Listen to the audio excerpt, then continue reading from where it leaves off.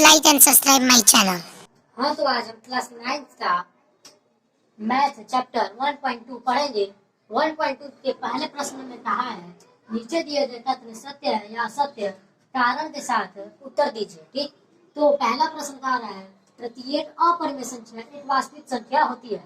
ठीक, तो ये तथ्य सत्य है। और क्यों है? क्योंकि वास्तविक संख्या प्रत्येक वास्तविक संख्या एक अपरिमेय संख्या भी होती है। अब हम दूसरे प्रश्न पर चलेंगे। प्रश्न नंबर 2 कह रहा है कि संख्या रेखा का प्रत्येक बिंदु एक अंडर मतलब कोई भी अंक ले लीजिए, √3, √2, कोई भी एग्जाम्पल दिया है। √m का रूप का होता है जहाँ m एक प्राकृतिक संख्या है। ठीक, अब m प्राकृतिक संख्या किसे कहते हैं? 1, 2, 3, 4 ये सभी संख्या प्राकृतिक संख्या होती है। तो इसका आंसर हो जाएगा असत्य। क्यों?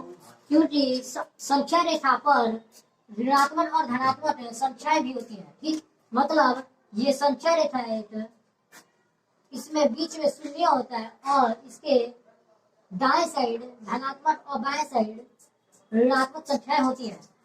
तो ये सभी प्राकृतिक संख्या होंगी, जीरो से छुड़ा दे तो धनात्मक ऋणात्मक संख्या होती है। प्रत्येक बिंदु पर एक वर्गमूल हो संभव नहीं। कितना? तो 1 का वर्गमूल 1 होता है, √2 का वर्गमूल अपरिमेय होता है। अब हम प्रश्न 3 पे चलेंगे। प्रश्न 3 कह रहा है प्रत्येक वास्तविक संख्या एक पर अपरिमेय संख्या होती है। ठीक, तो इसका हल हो जाए असत्य। क्यों? क्योंकि वास्तविक संख्या में अपरिमेय संख्या भी होती है। मतलब वास्तविक संख्या में परिमेय संख्या भी होती है। और क्यों? क्योंकि वास्तविक संख्या किसे कहते हैं? रियल नंबर 1, 2, 3, 4 ये सभी वास्तविक संख्या परिमेय संख्या p/q के रूप में जो लिखा है। अब हम प्रश्न नंबर 2 पे चलेंगे। प्रश्न नंबर 2 कह रहे हैं क्या सभी धनात्मक पूर्णांकों के वर्गमूल अपरिमेय होते हैं? ठीक, होते हैं। यदि नहीं तो नहीं होता है तो एक ऐसी संख्या का वर्गमूल का उदाहरण दीजिए जो एक परिमेय संख्या है। ठीक, तो हम लोग इसको हल करेंगे। तो लिखा है क्या ऊपर? क्या सभी धनात्मक पूर्णांकों का वर्गमूल अपरिमेय होते हैं? तो धनात्मक पूर्णांक संख्याओं का वर्गमूल अपरिमेय नहीं होता है, ये सभी जानते हैं। तो हम लोग ये लिख सकते हैं सभी धनात्मक पूर्णांकों के वर्गमूल अपरिमेय नहीं होता है। अब इसको उदाहरण भी दे रहा है। अब इसको आप समझा देते हैं आपको कि ये अपरिमेय संख्या है। ठीक, ये धनात्मक क्या है? पूर्णांक संख्या है। √1 का वर्गमूल निकालेंगे तो 1 होता है। और √4 का वर्गमूल निकालेंगे 2 होता है, जो कि एक परिमेय संख्या है। ठीक, और √9 का वर्गमूल निकालेंगे 3 होगा, ये भी एक परिमेय संख्या है। कैसे है? क्योंकि 1 को हम 1/1 लिख सकते हैं, तो ये 1/2 में लिख सकते हैं। और 2 को भी 1/2/1 लिख सकते हैं, ये क्या हो रही है? परिमेय संख्या। और 3 को भी 1/3/1 लिख सकते हैं, ये भी हो रही परिमेय संख्या। 4 को भी 4/1 लिख सकते हैं, ये भी हो रही परिमेय संख्या। मतलब जिसको p/q के रूप में लिखा जा सकता है उसे परिमेय संख्या कहते हैं। इसमें क्या लिखा है? उदाहरण दीजिए जो एक परिमेय संख्या है। ये सभी संख्या क्या है? परिमेय संख्या। तो हम लोग चलेंगे प्रश्न नंबर 3 पर।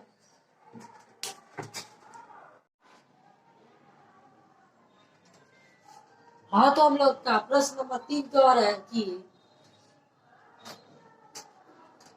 दिखाइए कि संख्या रेखा पर √5 को किस प्रकार निरूपित किया जा सकता है।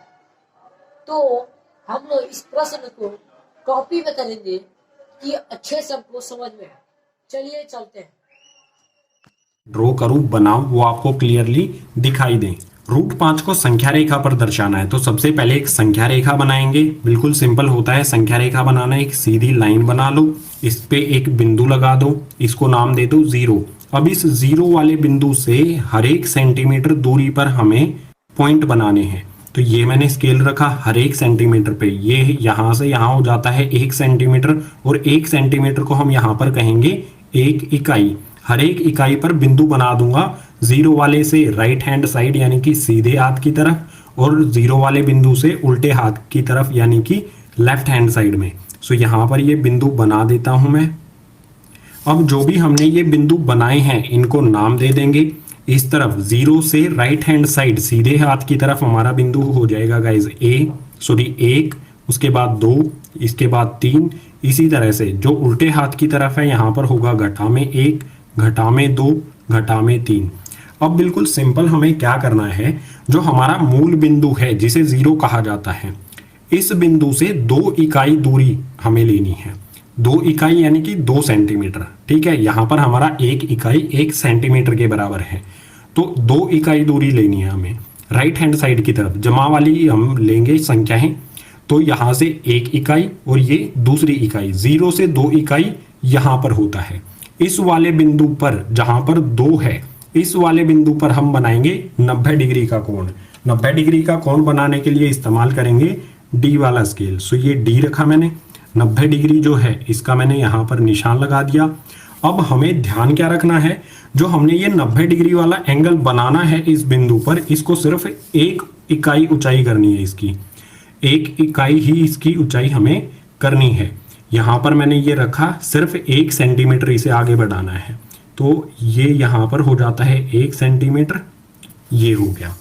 जो हमने ये 90 डिग्री का कोण बनाया है इसकी ऊंचाई कितनी है, 1 इकाई। ठीक है, 1 इकाई उसकी ऊंचाई है। और जो आधार है इसका, ये वाला जो आधार है 0 से 2, ये कितनी है, 2 इकाई। अब जो हमने ये लाइन बनाई है 90 डिग्री वाली, इसको नाम दे देते हैं। सो यहाँ पर सबसे पहले ये बिंदु हो गया हमारा ए, ये बिंदु हो जाएगा बी जिसपे हमने 90 डिग्री का कोण बनाया है, और जो ये है ये हो जाएगा हमारा बिंदु सी, ये वाला बिंदु हो गया सी। अब ए बिंदु और सी बिंदु को एक सीधी रेखा में हम जोड़ देंगे। तो यहाँ पर मैं स्केल रख देता हूँ, 1 सेकेंड गाइज, स्केल रख के इसे बिल्कुल सीधी लाइन में जोड़ देता हूँ। ए से मैं सी को जोड़ देता हूँ, ये ए और सी को मैंने एक सीधी लाइन में जोड़ दिया। जो ए और सी है इसी को कहा जाएगा गाइज √5। ये हमने √5 बना दिया।